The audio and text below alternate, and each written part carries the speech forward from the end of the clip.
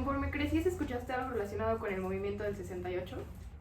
Sí, principalmente lo escuché en la secundaria. Eh, Cada 2 de octubre nos explicaban precisamente sobre este movimiento estudiantil que fue más o menos influenciado por personajes que venían de Cuba, a raíz de que México mandaba ayuda por avión a Cuba cuando perdió el apoyo de Rusia a raíz precisamente de la Guerra Fría. Como era un país socialista, Estados Unidos no los quería, y al ser México vecino más próximo de Estados Unidos, de alguna manera utilizaba a México para tener información sobre Cuba, pero también México ayudaba a los cubanos mandándoles provisiones, medicamentos, etcétera.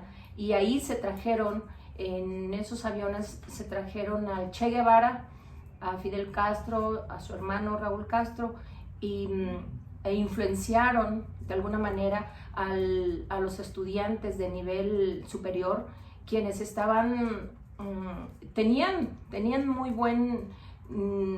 estaban bien privilegiados, o sea, eran privilegiados, pero estos influenciaron de manera de que la política,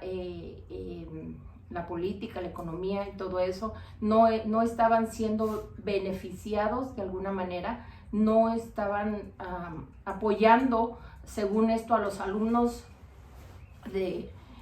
para sobresalir, pues, pero así influenciaron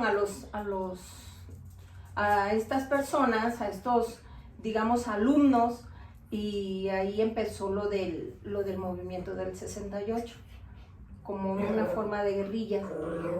Quisieron que en México hubieran guerrillas, pero Estados Unidos, como de alguna manera siempre ha manipulado económicamente, políticamente a México, mostró su preocupación.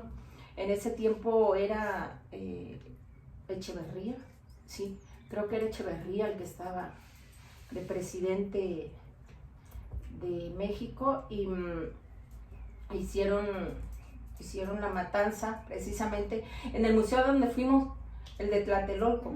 ¿Te acuerdas que fuimos? Ahí fue la matanza del 68, donde están esos edificios y que está el museo, y ahí rodearon de alguna manera manejaron a los militares para hacer esa matanza precisamente.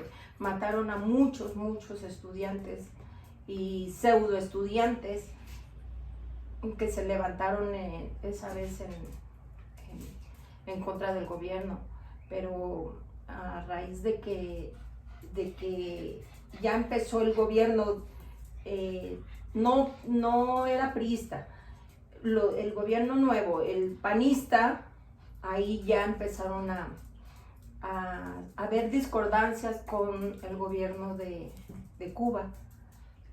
En el tiempo de Cedillo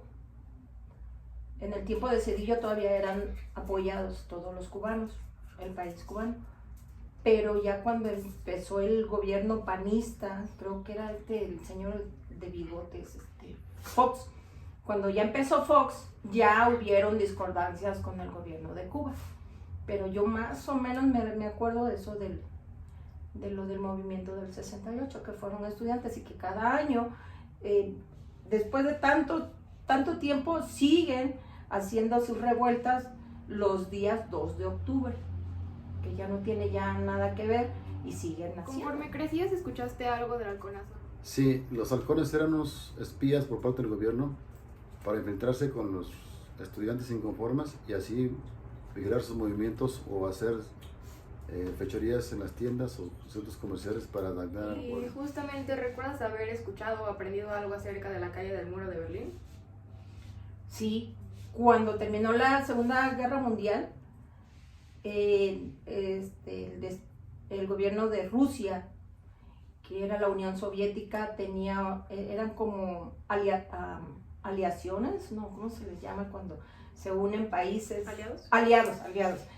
Sus aliados, que eran Japón, Alemania y así, y Estados Unidos, que también tenía sus aliados, pero eran capitalistas, como Francia, España, Italia, eran amigos y aliados de Estados Unidos.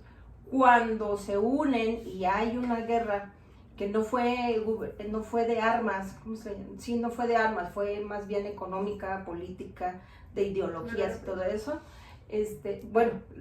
La Guerra Fría, cae precisamente el muro de Berlín,